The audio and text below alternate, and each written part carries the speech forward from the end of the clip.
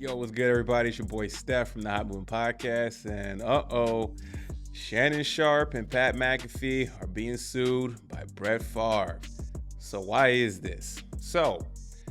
Brett Favre was part of a lawsuit to recoup money for the state of Mississippi because funds was misallocated and inappropriately misused, right? And Brett Favre's involvement was basically, he was apparently given money to do speaking engagements. He didn't attend, right? Also, he was given $5 million to renovate a volleyball for his alma mater. And the courts found him not guilty. He wasn't charged with anything. He repaid the $1 million for those speaking engagements back.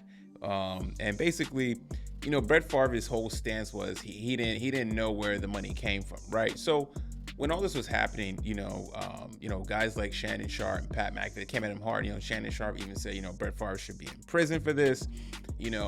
Why isn't there more media coverage? And at the time, we agreed, right?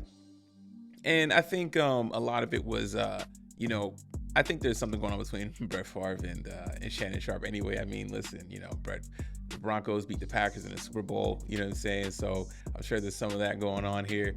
But I know Brett Favre had some issues in the NFL when he was a member of the New York Jets and with a female staff of sending pictures of his genitalia and, his whole, when he was with Green Bay, retiring, not retiring, and did the same mess at Minnesota. So, Brett Favre doesn't have the most squeakiest clean. So then when you hear stories of him in Mississippi, a state that's very poor right now, and misallocating of funds, of course people are going to pounce on that, and they're going to use your past to some degree to add a little extra sauce onto your current situation, right? But he wants to come after him for defamation.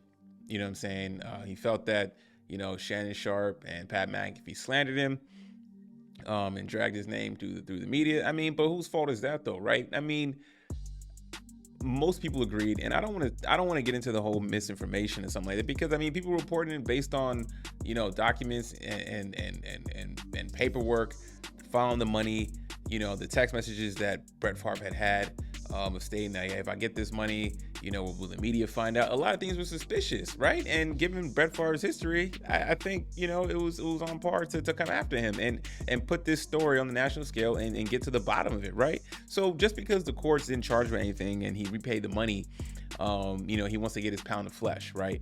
But I mean, like I said before, it's no excuse to not know where this money's coming from. Just because, he was saying, the article I'm reading, it was like, well, he received the money, but didn't know this money was, this funding was only to help the poor. It shouldn't go towards, building and renovations and brick and mortar type of stuff, right?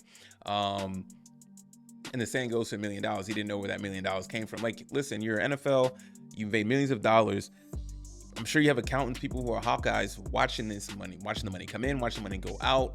You know what I'm saying? And for you to not even, say to the excuse of you didn't know where the money come from. You're not guilty. Let's say, okay, technically it's not guilty, but that's just negligence on your part, right? That's just pure stupidity on your part. You know what I'm saying? Oh, I didn't know where the $5 million came from, and I'm just going to use it to renovate the volleyball stadium or build a volleyball stadium at my alma mater. Like, seriously, come on, man. Like, this is ridiculous, right? So, and as for Pat McAfee, man, I